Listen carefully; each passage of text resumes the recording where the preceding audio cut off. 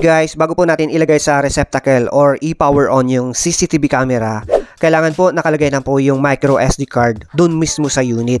Ang tamang paglagay po ng micro SD card is nakapaharap po sa inyo yung main unit, yung CCTV camera, and din yung SD card naman, bago nyo isalpak, dapat po nakapaharap yung gold pins and then i-push nyo po pataas.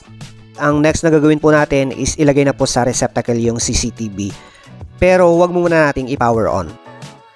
So yun guys, through sa ating cellphone, ang next na gagawin po natin is mag-install po tayo ng V380 Pro na app sa Play Store. Pagka-install po ng apps, i-open lang po natin and then i-press po natin yung yes, I have read and agree, and then press yung read and agreed. And then press next and then get started po. Guys, i-press lang po natin yung register para makagawa po tayo ng account. Press register.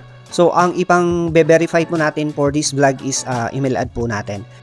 Dito po sa please select country or region, ilagay lang po natin Asia. And then po sa pangalawa, yung email ad po natin. And then press next. Antayin lang po natin. Or tignan na po natin agad sa ating email ad kung meron na pong na-send na 6-digit na verification code sa atin. And then pagka-enter po natin ng 6 verification code, press next na po agad. Pagka-press po natin ng next guys, magpapaset na po siya ng password. So create password lang po na madali nyong tandaan. And then press confirm lang po sa bandang baba. And then pagka-press ng confirm, ganito na po yung magpapakita, welcome. So i-enter lang po natin yung na-create po nating password po dito. Tapos press next po. So dito, press I know lang and then get started. And then ang next po natin gagawin guys is i-press lang po natin yung permission for adding device, yung kulay orange na text po na to, para ma-enable po lahat, para hindi po tayo mahirapang mag-install po ng CCTV camera mamaya. Do not forget po guys na ma-enable po lahat ng pwedeng i-enable po dito sa portion na to, para po mas smooth po yung pag-install po natin ng ating CCTV camera. Yun guys, kailangan po nating ma-double check kung lahat po na-allow po natin or na-enable po natin. And then after nating mai-allow lahat, press confirm lang and then ready to install na po yung ating CCTV camera. Sa pag-connect po ng ating camera sa ating cellphone, i-press lang po yung add device, yung blue na may plus sign.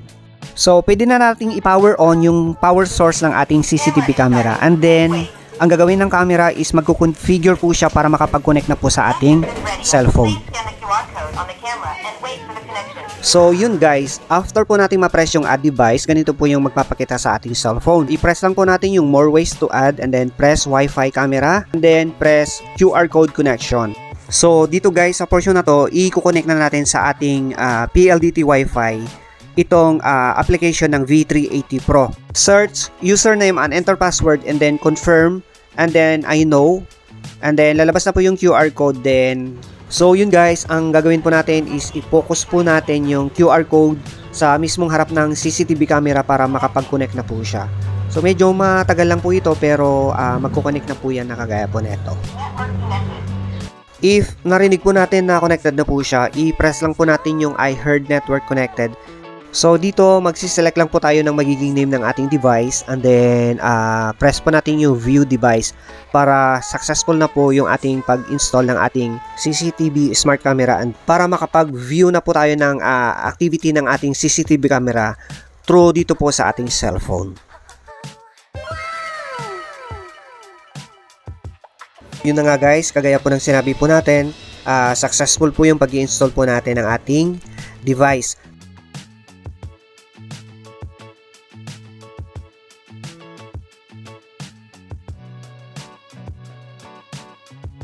Meron siyang motion na na-detect, saka lang mag-iilaw and then magiging colored po yung recording. May dual speaker po kasi ito. Ito guys, mag-sample po tayo. Sound check. Hi guys mga ka-Bloom and welcome back po once again sa ating YouTube channel. For today's video po about tutorial pa rin po about sa CCTV camera na V380 Pro. So ang vlog natin ngayon is all about paano natin gamitin or i-set up yung mga settings ng V380 Pro na app sa ating cellphone. So yun guys, ano nga ba ang meron sa kanyang settings? Like paano nga ba ginagamit yung alarm, yung light control, motion track, image settings, And then next guys, paano gumagana yung kanyang PTZ or yung pan-tilt zoom niya, and then yung snapshot, yung pwede kang mag real time picture, yung dual speaker, pwede kang mag-speak para mapakinggan ka sa kung saan lugar man naka-install yung CCTV camera. And then yung recording, pwedeng live or on-time video recording po, pwede kang mag-capture. Aside from pwede kang mag-playback, no? So papakita din po natin yun kung paano mag-playback. So ito na guys, bali unahin po natin yung alarm, ipaparinig po natin kung gaano kalakas po yung alert.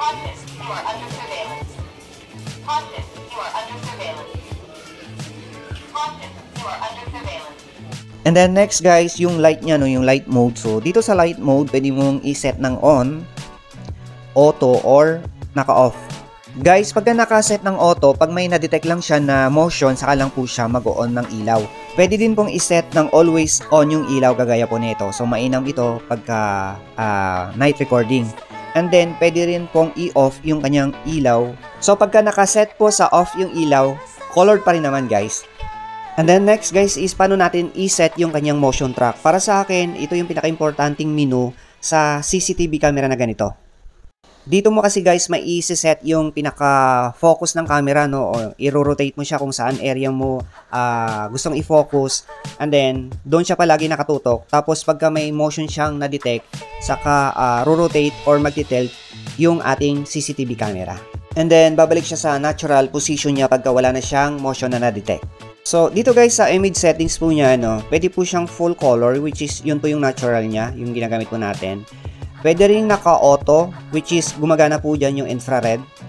Or pwede rin black and white. So, yun, naka-auto tayo, no? So, para siyang black and white, pero gumagana po yan yung infrared niya. Naka-auto set din yung ilaw po nito. Pagka meron siyang motion na na-detect, saka lang mag-iilaw, and then magiging colored po yung recording. And then guys, dumako po tayo sa kanyang PTZ or yung kanyang pan, tilt, and zoom. So, ito po yung pan or rotate function niya. And then, ito naman yung tilt. And then, ito naman yung zoom. Pwede po siyang i-zoom. And then guys, you can take picture through snapshot during live viewing or live recording. And then, automatic mag-save po siya sa ating gallery. And then guys, dito po sa kanyang speak settings po, may dual speaker po kasi ito. Ito guys, mag-sample po tayo. Sound check. Hey, sound check. Hey. Check. And then guys, dito naman siya sa recording function niya, no. Bali video po ang i-record niya dito, and then automatic save sa gallery po natin. During real time or live recording ang function na to. And then guys, regarding naman sa playback, no, may playback button naman sa bandang taas pagka naka-open na yung apps po natin. And then i-press lang po yung micro SD card. And then yun, magsiselect ka na ng araw kung anong gusto mong i-playback. So, yun guys, ganun lang po kasimple gamitin yung mga settings ng ating V380 Pro app sa ating cellphone. Hi guys, once again mga ka-Bloom, and welcome back po sa ating YouTube channel. Ang vlog natin ngayon is paano mag-playback ng mga previous record sa ating V380 Pro CCTV camera. So, ang number one requirement po para makapag-playback po tayo is kailangan may SD card po ang ating CCTV camera. Pwede po nating i-click yung cloud playback or yung playback sa bandang taas. So, ito guys, bali, testingin po natin, i-press yung cloud playback. So, ganito po yung magpapakita. And then, i-try din po natin yung playback sa bandang taas. So, yun, the same lang po, no? Ang next na gagawin po natin is yung i-press po natin yung micro SD card. Yan, ulitin ko lang po na make sure na gagamit po tayo or maglagay po tayo ng micro SD card po. And then guys, bali magsiselect lang po tayo ng date po kung kailan po natin or gusto natin, kung kailan po yung gusto nating i-playback, no, na previous record ng ating CCTV. So March 27 po yung napili po natin, and then press confirm lang po, and then select po tayo kung anong oras po yung araw na yon ang gusto nating i-playback. So ito po yun, testing po tayo.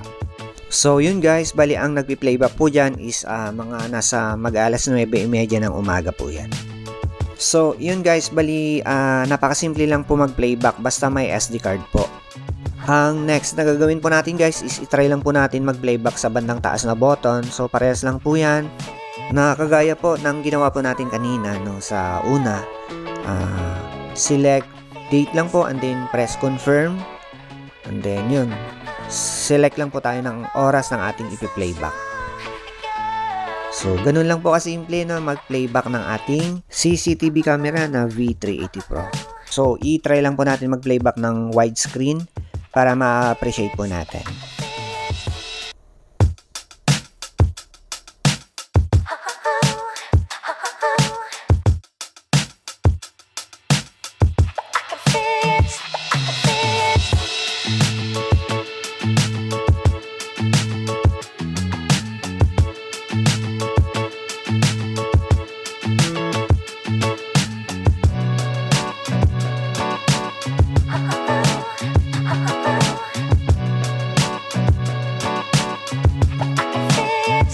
So yun na po, connected na po siya. Yan, ang ganda.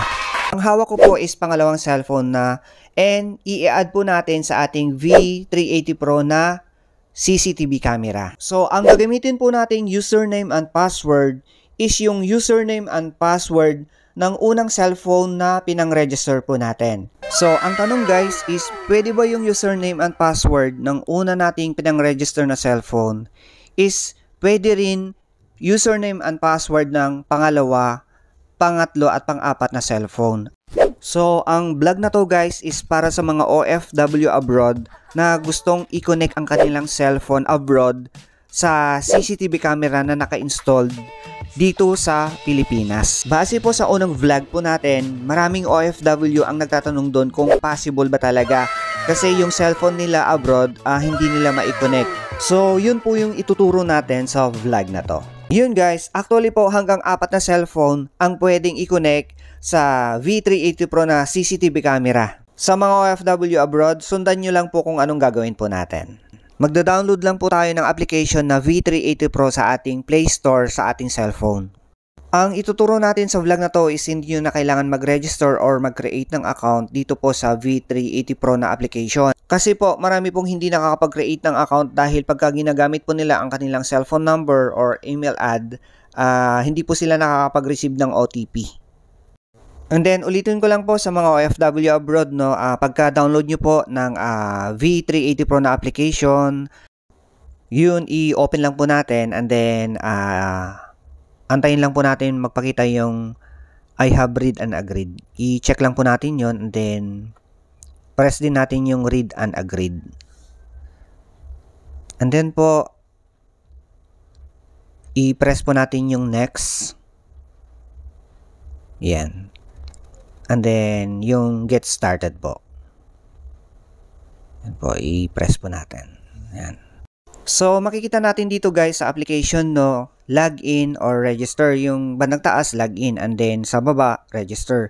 Kung gusto niyo mag-create ng new account or wala pa kayong account, so i-share ko sa comment section yung link ng video sa vlog na to. So yun guys, and OFW abroad, ang hawak ko po is pangalawang cellphone na and i-add po natin sa ating V380 Pro na CCTV camera.